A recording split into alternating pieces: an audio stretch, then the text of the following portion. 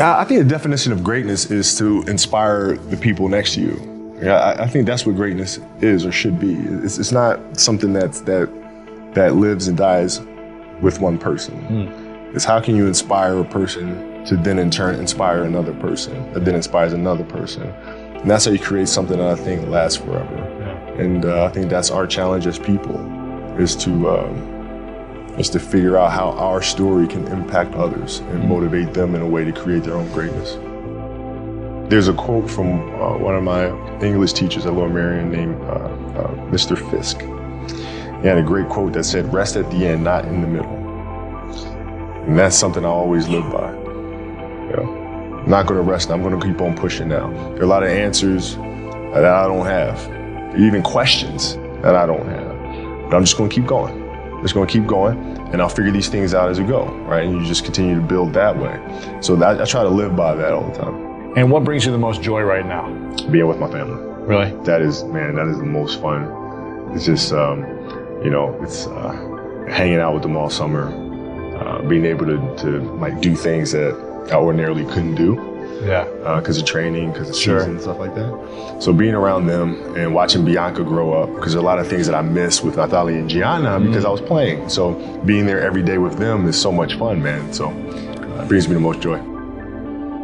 What does love feel like?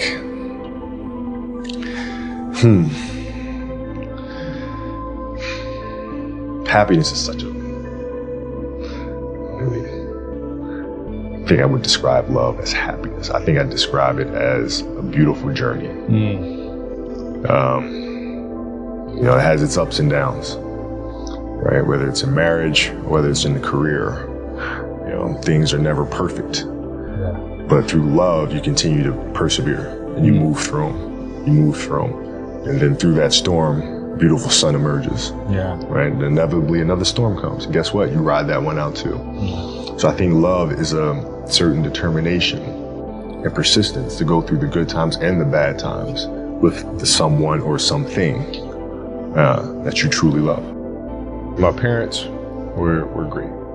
Growing up, they instilled in me the importance of imagination, of curiosity, and understanding that, okay, if you want to accomplish something, I'm not just going to sit here and say, yes, you can do whatever you want.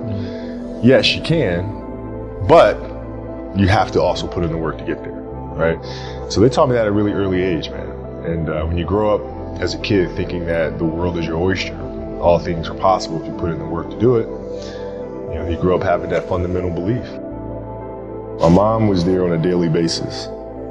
My father was really influential at a really critical time where I had a summer where I played basketball when I was like 10 or 11 years old in a very prominent summer league in Philadelphia called the Sunny Hill League, where my father played, my uncle played, and they were like all-time greats and stuff. Wilt Chamberlain played in the league, Earl of Pro Monroe played in the league. And here I come playing and I don't score 1 point the entire summer. Really? Not one. How old were you? 10, 11. And you're playing against other 10, 11-year-olds, or you didn't score once? Not one. Were you in the game? I was in the game. How'd you not score? Because I was terrible. Really? Yeah. At 10, 11 years old, you were that awful. terrible. I mean, and I had these big knee pads on because I was growing really fast. I had socks all the way up here, and I had like the high top fades, like skinny as hell. And I scored not a free throw, not a lucky shot, not a breakaway layup, 0 points. And I remember crying about it and being upset about it. And my father just gave me a hug and said, listen, whether you score 0 or score 60, I'm going to love you no matter what. Wow. Now that is the most important thing that you can say to a child. Because from there, I was like, okay, that gives me all the confidence in the world to fail. I have the security there. But to hell with that, I'm scoring 60. Let's go. Right. And from there, I just went to work. And I stayed with it. And I kept practicing.